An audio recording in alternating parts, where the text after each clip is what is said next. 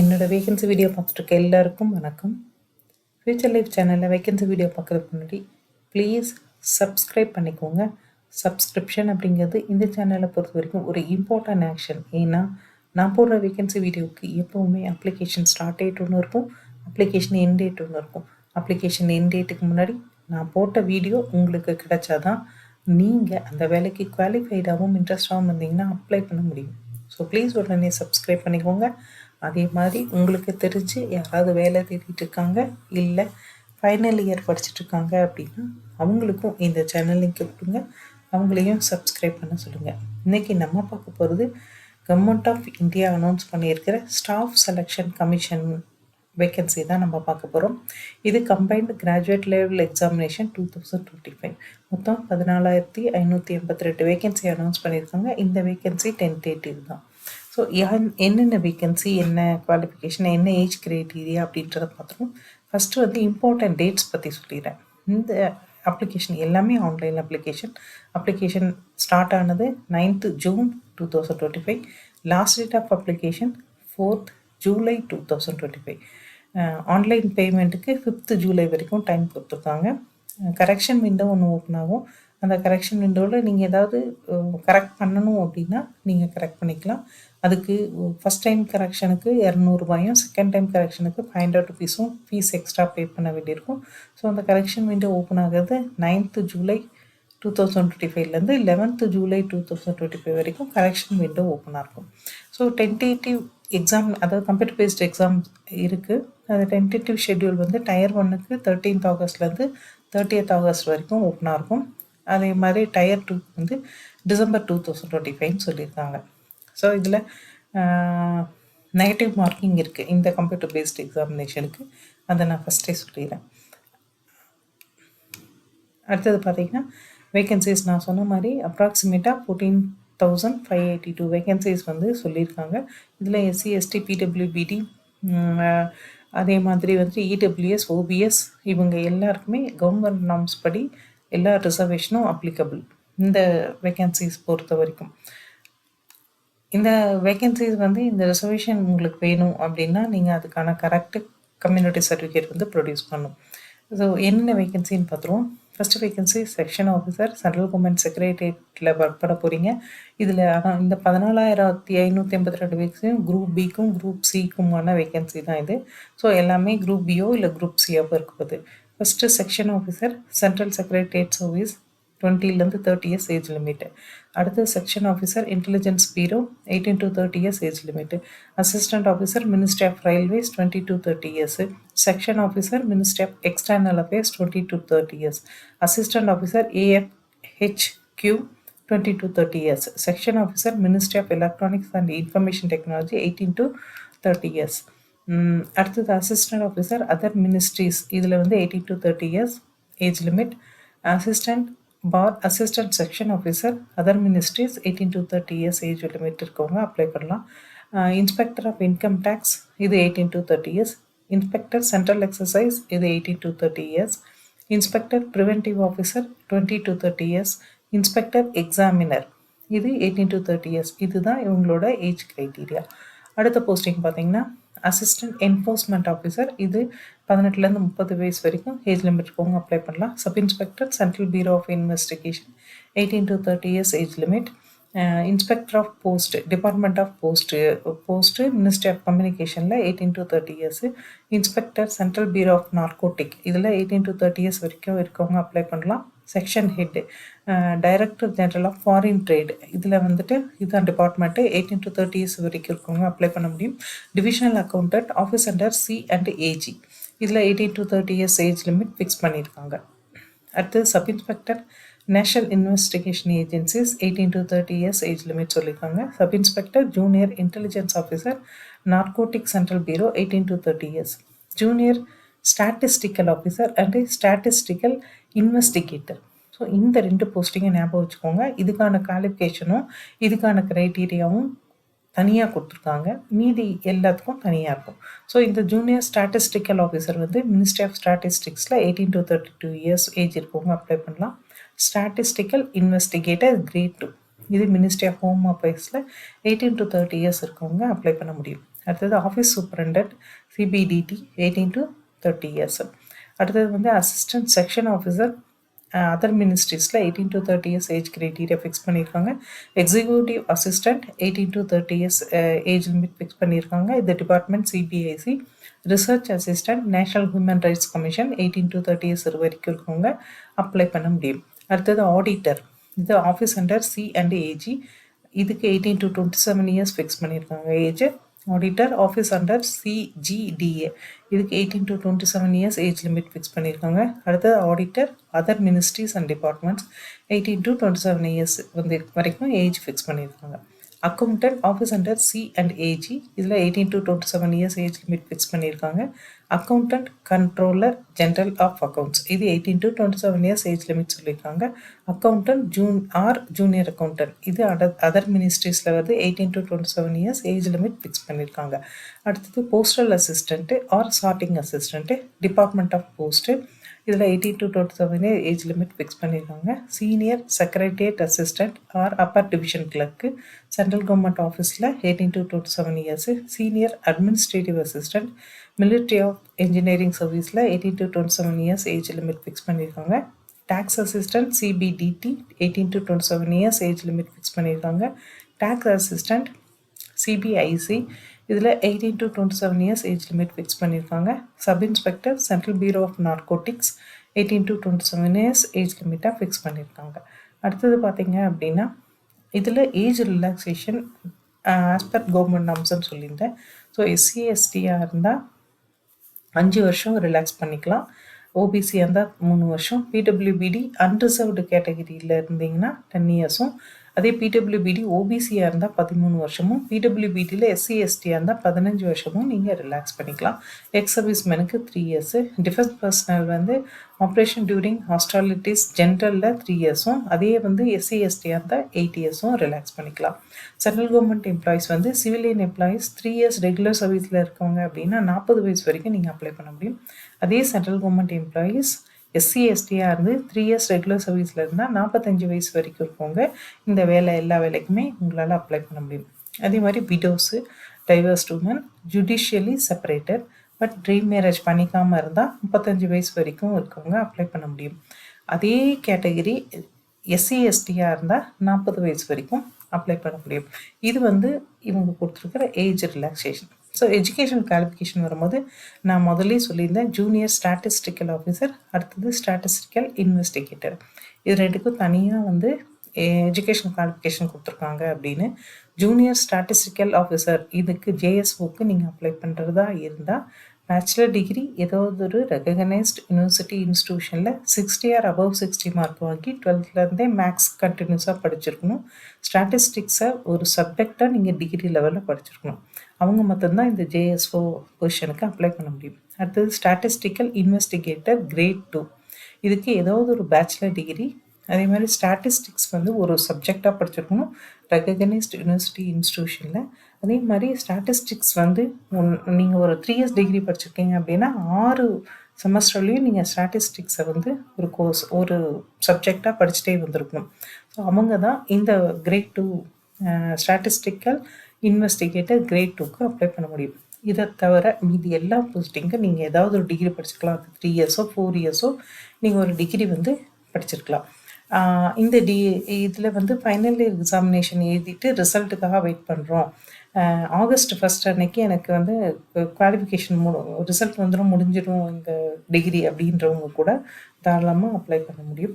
அதே மாதிரி வந்துட்டு சில டிஸ்டன்ஸ் எஜுகேஷனில் படித்தவங்களுக்கு இந்த மாதிரி இதுக்கு அப்ளை பண்ண முடியாதுன்னு சொல்லியிருக்காங்க. அது என்னென்னா engineering, medicine, dental, nursing, pharmacy, architecture and physiotherapy, இதில் டிஸ்டன்ஸ் லேர்னிங் வந்து அப்ளிகபிள் இல்லைன்றது தான் சொல்லியிருக்காங்க.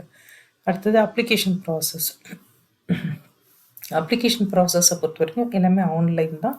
இது https://ssc.gov.in இந்த வெப்சைட்டுக்கு போயிடுங்க. நோட்டிஃபிகேஷனை திருப்பி படிங்க. நோட்டிஃபிகேஷன் இங்கிலீஷ்லையும் ஹிந்திலையும் இருக்குது. நோட்டிஃபிகேஷன் மொத்தம் 113 பேஜ் இருக்குது. நீங்கள் நிறைய இன்ஃபர்மேஷன் அதில் இருக்குது. நீங்கள் அதில் பார்த்து படித்து தெரிஞ்சுக்க முடியும். இதில் வந்துட்டு முக்கியமான விஷயம் வந்து ஃபஸ்ட்டு ஃபோட்டோ நீங்கள் வந்து ரீசன்ட் பாஸ்போர்ட் ஃபோட்டோ வந்து நீங்கள் எடுத்துக்கோங்க. மேக்ஸிமம் வந்து 3 மந்த்ஸ்க்குள்ளே இருக்க மாதிரி எடுத்துக்கோங்க. ஏன் அப்படின்னா, நீங்கள் ஃபோட்டோ அப்லோட் பண்ணுறது இல்லாமல் லைவாக கேமராவில் உங்கள் ஃபேஸ் வந்து கேப்சர் பண்ணப்படும். ஸோ இந்த கேப்சர் பண்ணுறது வந்து நீங்கள் அப்டேட் பண்ண ஃபோட்டோவும் இப்போ இருக்கிற உங்களோட ஃபேஸ்லேயும் ஏதாவது டிஃப்ரென்ஸ் இருந்தால் கேப்சர் பண்ணாத ஃபோட்டோ வந்து மேட்ச் ஆகலைன்னு சொல்லும் கம்ப்யூட்டர். அதாவது அவங்களோட சாஃப்ட்வேர், சென்ட்ரல் கவர்மெண்டோட சாஃப்ட்வேர். ஸோ நீங்கள் வந்து உங்கள் ஃபோட்டோ கலர் ஃபோட்டோகிராஃப் வந்து லைட் பேக்ரவுண்டில் ஃபேஸ் நல்லா தெரிகிற மாதிரி ரீசெண்டாக இருக்கிறது எடுத்துக்கோங்க. அதை ஸ்கேன் பண்ணி வச்சுக்கோங்க. அதே மாதிரி உங்கள் சிக்னேச்சர் அப்படிங்கிறது 10 to 20 கேபிக்குள்ளே இருக்கிற மாதிரி ஜேபிஇஜி ஆர் ஜேபிஜி இமேஜாக ஸ்கேன் பண்ணி எடுத்து வச்சுக்கோங்க. இது வந்து ஒயிட் பேப்பரில் பிளாக் ஆர் ப்ளூ இங்கில் சைன் பண்ணி எடுத்து வச்சுக்கோங்க. அதே மாதிரி லைவ் ஃபோட்டோ வந்து நீங்கள் லேப்டாப்லேயோ இல்லை கம்ப்யூட்டரில் கேமராலேயோ நீங்கள் கேப்சர் பண்ணும்போது உங்களோட பேக்ரவுண்ட் வந்து லைட் கலரில் இருக்க மாதிரியும், அதே மாதிரி நல்லா உங்களோட அந்த கேமராவுக்கு உங்கள் ஃபேஸும் உங்களோட கண்ணும் ஈக்குவலாக இருக்க மாதிரி நல்ல அந்த கரெக்டான ஹைட்டில் உட்காந்துக்கோங்க. ஒரு தடவை கண்ணை சிமட்டணும் நீங்கள் லைவ் ஃபோட்டோ கேப்சர் பண்ணும்போது. இல்லை அப்படின்னா அது எடுத்துக்காது. அதே மாதிரி வந்துட்டு ஃபீஸ் அப்படின்னு பார்த்தீங்கன்னா ரூ. 100. இந்த ரூ. 100 யாருக்கெல்லாம் இல்லை அப்படின்னு பார்த்தீங்கன்னா, உமன் கேண்டிடேட்டாக இருந்தாலோ, எஸ்சி எஸ்டியாக இருந்தாலோ, பிடபிள்யூபிடியாக இருந்தாலோ, எக்ஸ் சர்வீஸ் மேனாக இருந்தாலும் இந்த ரூ. 100 பே பண்ண வேண்டியதில்லை. மீதி எல்லோரும் ரூ. 100 பே பண்ணணும். எல்லாமே ஆன்லைன் மோட் பேமெண்ட் மாத்திரம் தான். கரெக்ஷன் விண்டோ பற்றி ஏற்கனவே சொல்லிட்டேன். 9th ஜூலைலேருந்து 11th ஜூலை வரைக்கும் ஓப்பனாக இருக்கும். ஃபஸ்ட் டைம் கரெக்ஷன் பண்ணிங்க அப்படின்னா ரூ. 200 ஃபீஸ் கட்டணும். 2வது தடவை கரெக்ஷன் பண்ணிங்கன்னா ரூ. 500 ஃபீஸ் கட்டணும். ஒவ்வொரு தடவை கரெக்ஷன் பண்ண அப்புறம் ரீசப்மிட்ன்ற ஒரு ஆப்ஷன் இருக்கும். அதை நீங்கள் கொடுத்துருங்க. இல்லைன்னா அப்ளிகேஷன் உங்களோட கரெக்ஷன் வந்து சப்மிட் ஆகாது. அடுத்தது வந்து Tier 1 எக்ஸாமினேஷன் பற்றி சொன்னேன். இதில் மொத்தம் 100 கொஷினு. 100 கொஷினுக்கு 200 mark, 1 hour time. General intelligence and ரீசனிங்கில் 25 கொஷினு, ஜென்ரல் அவேர்னஸில் 25 கொஷினு, குவான்டிடேட்டிவ் ஆப்டிடியூடில் 25 கொஷின், இங்கிலீஷில் 25 question. So 100 question. Negative marking இருக்குது. ராங் ஆன்சருக்கு 0.50 மார்க் வந்து மைனஸ் பண்ணுவாங்க. அடுத்தது Tier 2. Tier 2 வந்து காலையில் மத்தியானம் அப்படின்ட்டு 2 எக்ஸாம் நடக்கும். காலையில் எக்ஸாமினேஷன் வந்து பார்த்தீங்கன்னா செக்ஷன் 1ல் மேத்தமெட்டிக்ஸும் ரீசனிங் அண்ட் ஜென்ரல் இன்டெலிஜென்ஸ் இருக்கும். செக்ஷன் 2ல் இங்கிலீஷும் ஜென்ரல் அவேர்னஸ் இருக்கும். செக்ஷன் 3ல் கம்ப்யூட்டர் நாலேஜ் டெஸ்ட் இருக்கும். இது எழுதிட்டு மத்தியானம் ஆஃப்டர்நூன் வந்து இன்னொரு எக்ஸாம் எழுதணும். அது 15 மினிட்ஸ் தான். அதில் டேட்டா என்ட்ரி ஸ்பீட் டெஸ்ட் இருக்கும். இது வந்து நீங்கள் இந்த எக்ஸாம் எழுத வேண்டியிருக்கும். அதே மாதிரி இதுலேயும் நெகட்டிவ் மார்க்கிங் இருக்குது. இதில் வந்து நெகட்டிவ் மார்க்கிங் 1 மார்க்கு மைனஸ் பண்ணுவாங்க உங்களோட தப்பான ஆன்சருக்கு. அடுத்தது வந்துட்டு இந்த ஜேஎஸ்ஓ தனியாக நம்ம ஸ்டாட்டிஸ்டிக்கல் ஆஃபீஸர் பற்றி பேசணும் இல்லையா, அது அவங்களுக்கு தனியாக வந்து பேப்பர் 2ன்னு ஒன்று இருக்கும். அதில் நம்பர் ஆஃப் கொஷின் வந்து 200 மார்க்குக்கு. அவங்களுக்கும் நெகட்டிவ் மார்க்கிங்குக்கு 0.50 நெகட்டிவ் மார்க்கிங் வந்து இருக்குது. அடுத்தது வந்து ஃபிசிக்கல் ஸ்டாண்டர்ட் அப்படின்னும் போது எதுக்கெல்லாம் ஃபிசிக்கல் ஸ்டாண்டர்ட் எதிர்பார்க்குறாங்க அப்படின்னு பார்த்தீங்கன்னா, inspector, central exercise examiner, preventive officer, inspector and sub inspector in CBN. So இந்த போஸ்டிங் நீங்கள் அப்ளை பண்ணுற கேண்டிடேட் மேல் கேண்டிடேட்னு இருந்தால் ஹைட் வந்து 157.5 சென்டிமீட்டர் கண்டிப்பாக இருக்கணும். அதே மாதிரி செஸ்ட் வந்து 81 சென்டிமீட்டர் இருக்கணும்.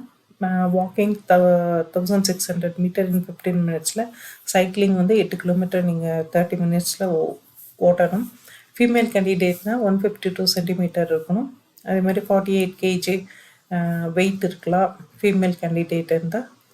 வாக்கிங் வந்து 1 கிலோமீட்டர் 20 மினிட்ஸும், சைக்கிளிங் வந்து 3 கிலோமீட்டர் 25 மினிட்ஸ்லையும் ஓட்டி காமிக்கணும். ஒருவேளை நீங்கள் சப் இன்ஸ்பெக்டர் சென்ட்ரல் பீரோ, அதாவது சிபிஐக்கு சப் இன்ஸ்பெக்டர் போஸ்ட்டுக்கு அப்ளை பண்ணுறதா இருந்தால் மென்னாக இருந்தால் 165 சென்டிமீட்டர் ஹைட்டும், உமனாக இருந்தால் 150 சென்டிமீட்டர் ஹைட்டும் இருக்கணும். செஸ்ட்டு வந்து மென்னாக இருந்தால் 76 இருக்கணும். விஷன் வந்து வித்தவுட் கிளாஸ் வந்து விஷன் கொடுத்துருக்காங்க. அந்த விஷன் வந்து உங்களுக்கு இருக்கணும். ஒருவேளை நீங்கள் வந்துட்டு என்ஐஏல சப் இன்ஸ்பெக்டர் போஸ்ட்டுக்கு அப்ளை பண்ணுறீங்க அப்படின்னா ஹைட் வந்து மென்னுக்கு 170, உமனுக்கு 150 இருக்கணும். செஸ்ட் வந்து மென்னுக்கு 76 இருக்கணும். விஷன் வந்து வித் ஆர் வித்தவுட் கிளாஸு கொடுத்துருக்காங்க. ஒருவேளை நீங்கள் வந்துட்டு சென்ட்ரல் பீரோ ஆஃப் நார்கோட்டிக் இதுக்கு வந்து நீங்கள் sub inspector or junior intelligence ஆஃபீஸருக்கு அப்ளை பண்ணுறதா இருந்தால் அதுக்கு தனியாக மென்னுக்கு வந்து 165 சென்டிமீட்டர் ஹைட்டுக்கும், உமன் வந்து 150 சென்டிமீட்டர் ஹைட்டும் சொல்லியிருக்காங்க. செஸ்ட் வந்து மென்னுக்கு 76 சென்டிமீட்டர் சொல்லியிருக்காங்க. விஷன் தனியாக சொல்லியிருக்காங்க. அதே மாதிரி வந்துட்டு பார்டர் ரோடு ஆர்கனைசேஷன் பிஆர்ஓ இந்த போஸ்ட்டுக்கு அப்ளை பண்ணுறதா இருந்தால் ஃபிசிக்கல் எஃபிஷியன்சி டெஸ்ட் வந்து ஒன்று இருக்குது. 1 மைல் வந்து நீங்கள் ஓடி காமிக்கணும் 10 மினிட்ஸில். அதே மாதிரி இதுக்கும் நிறைய ஃபிசிக்கல் ஸ்டாண்டர்ட் வந்து மெயின்டைன் பண்ணுற மெயின்டெனன்ஸ் வந்து சொல்லியிருக்காங்க. அடுத்தது வந்து பார்த்திங்கன்னா இம்பார்ட்டன்ட் இன்ஸ்ட்ரக்ஷன் பார்த்திங்கன்னா இந்தியன் நேஷனல் மாத்திரம் தான் அப்ளை பண்ண முடியும். இந்தியாவில் பிறந்து இந்தியன் நேஷனலாக இருக்கவங்க மாத்திரம்தான் அப்ளை பண்ண முடியும். எல்லா எஜுகேஷன் குவாலிஃபிகேஷனும் ரெகக்னைஸ்ட் யூனிவர்சிட்டி இன்ஸ்டியூஷனில் ரெகுலரில் நீங்கள் படிச்சிருக்க அது மாதிரி இருக்கணும். எக்ஸ்பீரியன்ஸ் அப்படின்னா ஏதாவது ஒரு எக்ஸ்பீரியன்ஸ் பற்றி அவங்க சொல்லியிருந்தாங்க அப்படின்னா அது ஆஃப்டர் குவாலிஃபிகேஷன் நீங்கள் என்ன ஒர்க் பண்ணியிருக்கீங்களோ அதை தான் எக்ஸ்பீரியன்ஸாக எடுத்துப்பாங்க. என்ன கம்யூனிகேஷன், அதாவது உங்களுடைய மார்க் பற்றியோ உங்களோட எக்ஸாம் பற்றியோ எந்த கம்யூனிகேஷன் இருந்தாலும் ஒன்றா வெப்சைட்லேயோ இல்லை உங்களுக்கு நீங்கள் கொடுக்குற இமெயில் ஐடியிலோ அதை மட்டும்தான் கம்யூனிகேட் பண்ண போகிறாங்க. ஒருத்தர் ஒரு அப்ளிகேஷன் தான் போடணும், 2-3 அப்ளிகேஷன் போட முடியாது. எஸ்சி எஸ்டி பிடபிள்யூபிடி கேண்டிடேட்டாக இருந்தால் அவங்க கம்ப்யூட்டர் பேஸ்ட் டெஸ்ட்டுக்கும் இன்டர்வியூக்கும் வந்து உங்களுக்கு ட்ராவல் ரீஎம்பர்ஸ்மெண்ட் கொடுப்பாங்க. நீங்கள் ட்ரெயினில் ட்ராவல் பண்ணுறீங்க அப்படின்னா அதுக்கான டிக்கெட் சப்மிட் பண்ணுறது இல்லாமல் உங்களோட கம்யூனிட்டி சர்டிஃபிகேட்டையும் இல்லை பிடபிள்யூபிடியாக இருந்தால் அதுக்கான சர்டிஃபிகேட்டையும் ப்ரொடியூஸ் பண்ணும்போது உங்களுக்கு இந்த ட்ராவலுக்கு நீங்கள் பண்ணதுக்கான ரீஎம்பர்ஸ்மெண்ட் வந்து உங்களுக்கு கிடைக்கும்.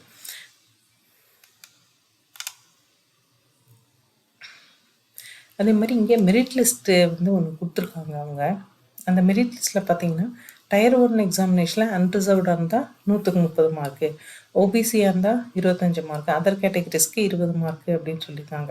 ஆனால் இதில் ஒரு விஷயம் நோட் பண்ணிக்கோங்க, ஒருவேளை அன்ரிசர்வ்டில் யாருமே வந்து அந்த மினிமம் குவாலிஃபிகேஷன் மார்க் தான் எடுப்பாங்கன்னு சொல்ல முடியாது. அன்ரிசர்வ் கேட்டகரியில் 100க்கு 95 மார்க் எடுக்கிறவங்க 98 மார்க் எடுக்கிறவங்க கூட இருப்பாங்க. ஸோ இது வந்து இங்கே கொடுத்துருக்குற அந்த மார்க் வந்து மினிமம் குவாலிஃபிகேஷன் மார்க், அதாவது 30 மார்க் கம்மியாக வாங்கினீங்கன்னா நீ டிஸ்குவாலிஃபை அந்த மாதிரி தான். ஸோ மேக்ஸிமம் மார்க் வாங்குறதுக்கு எல்லாருமே ட்ரை பண்ணுங்கள்.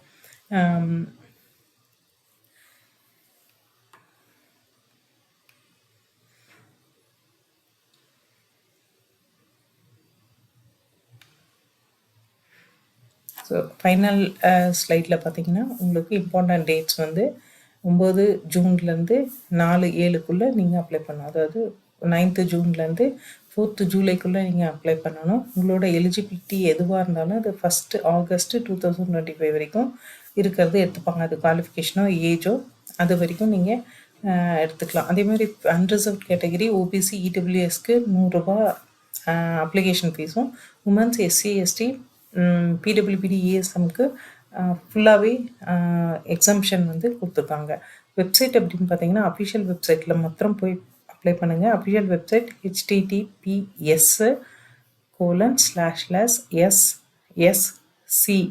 அதாவது ஸ்டாஃப் செலெக்ஷன் கமிஷன் ssc.gov.in. இதில் போயிட்டு அப்ளை பண்ணுறதுக்கு முன்னாடி ஒரு தடவை நோட்டிஃபிகேஷனில் படித்து பாருங்கள்.